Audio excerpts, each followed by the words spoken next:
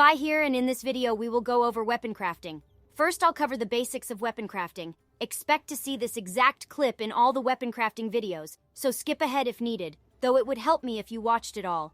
As always, if you find this helpful, leave a like on the video, comment and subscribe as it will help me out. All weapons have a chance of rolling one out of up to 3 passive talents, so you'll always receive one thing like 5 to 13% extra damage against a goblin as the example. The talents can be seen over here. Now, depending on the success of your weapon crafting, you can get anywhere between 5 to 8% on the passive. If it's a great success, this value increases from 11 to 13% for the passive you got.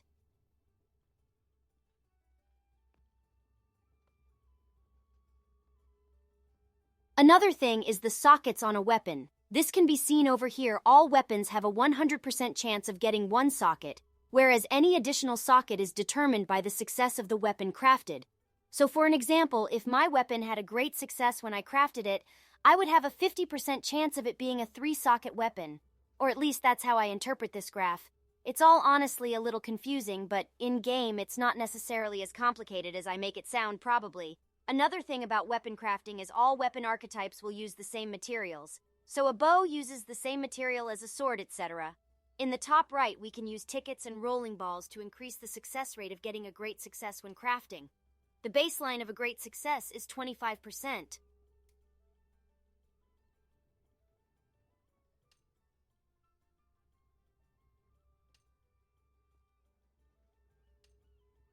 So, in an ideal perfect scenario, we would want a great success that grants us 4 sockets. With the passive, we would want such as Goblin Slayer with a max roll of 13% damage increase. So pray to RNGesus that you get the ideal perfect scenario at endgame. Anyway, let's craft some of these weapons and see our own luck. Terrible luck aside, you don't need the perfect ideal scenario. This is only for people who are interested in min-maxing. Here's an example of my frostbow with 4 sockets, a mid-roll of 12%. But the passive isn't great. Another form of RNG is the plugins that go into sockets can range anywhere between 1-star and 5-star. So for a true perfect ideal scenario, 4 sockets, 13% of the passive you want, and 4 5-star plugins of your choice. Plugins can boost your damage for skills, reduce cooldowns, etc. Here's how to make the level 35 weapons. Again, for you skippers, please remember to like the video and subscribe if you haven't already, as it helps me a ton.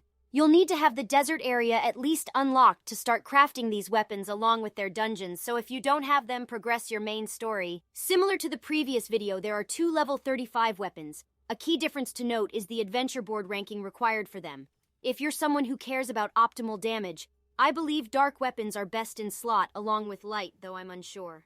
Starting with Frost, our first material is collecting dungeon materials from the Soundless City dungeon shown on screen.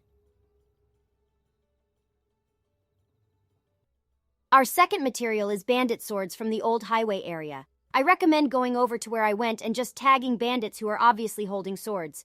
If you have a party with you in the area, this will go a lot quicker as the place tends to be crowded.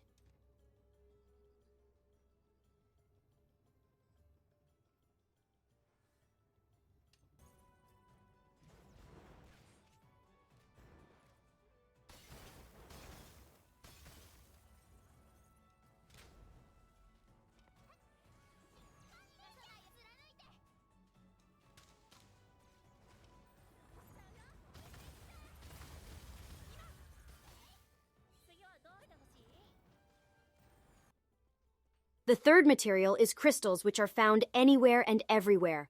Now moving on to the dark weapons, the first material you'll need comes from the Insect Fortress dungeon shown on screen.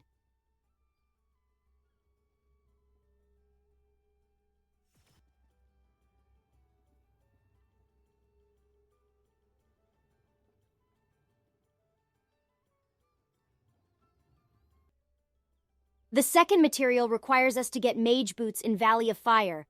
As the name implies, you want to kill mages and steal their boots. I once again recommend the area I was in as the mob density feels a lot more thicker there. Again, a party with you will make this go by fast.